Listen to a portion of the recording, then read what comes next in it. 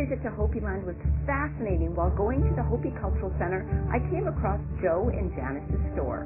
Tsakurshovi, 1.5 miles east of the Hopi Cultural Center, is a small shop where Hopi come to buy bundles of sweet grass, sage, deer hooves, and ceremonial belts adorned with seashells. The shop has one of the largest collections of Hopi baskets in the Southwest. We're here on the Hopi Reservation at Second Mesa, Arizona. We're probably the last of the trading posts. We trade, buy, and sell. And we also carry supplies for people. We have cottonwood root for the carvers.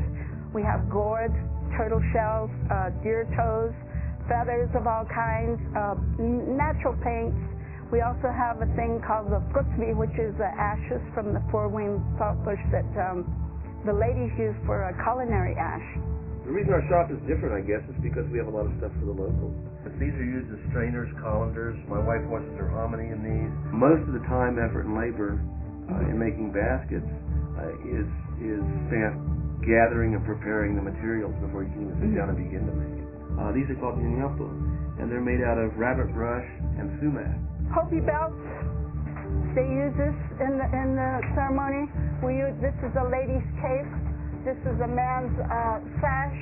The ceremonies take part year-round. Our last Katina dance was the end of July. And the Katinas are the spirits from the mountains here at the San Francisco Peaks. And they're to bring the moisture for the planting season.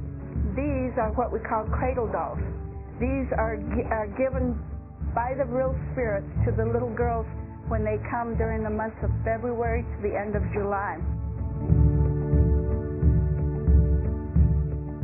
Well, when I met my husband, we were in progress of coming out here, but we were also still into the arts and crafts because we would buy things in town and we would go and wholesale it to the other stores. And when we got here, of course, there's no jobs and we were down on our luck. Our truck broke down, so we had this little 8x10 trailer. We had moved it on this land where my grandfather wanted one of us girls to build, and so I moved that trailer here. We put up a little shack, a little one-room shack that we thought we'd open as an arts and crafts thing. And when the song came out in 1989 or 88, the song Don't Worry, Be Happy, and we talked about doing the shirt Don't Worry, Be Hopi. Our first hit on it. We got 10 dozen t-shirts, and it happened to be on the 4th of July weekend when Flagstaff, the bordering town here, was having a big powwow. We went in that morning and set up our t-shirts, and we were sold out in a day and a half. We sold every one of those 10 dozen t-shirts. Once we started the t-shirts, people were hearing about it everywhere, and every time they took a trip somewhere from the tribe, they would take the Don't Worry, Be Hopi t-shirts as gifts for wherever they were visiting. It just became such a big hit. And it's been, I don't know how, 20-some years, and the t-shirt outlived the song. And it's still going good, and people are still buying them. There it is at Bob Marley's house in Jamaica. There it is in Athens. There it is in Japan. There it is in Vietnam. Let's see. There it is in Havana, Cuba. You know Sherman Alexie, the writer? Oh, yeah. There it is on Sherman Alexie. There it is with John Trudell and his daughters. If you get one good idea in life, this is it for us. Oh, yeah.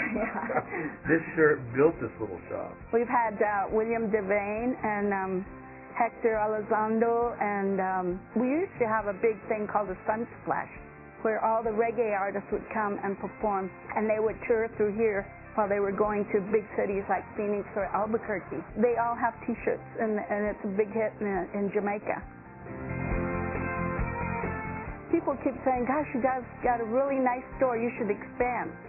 And we're saying, but then we'll make it a real job. And we don't want a real job. We're happy the way it is. We love what we're doing.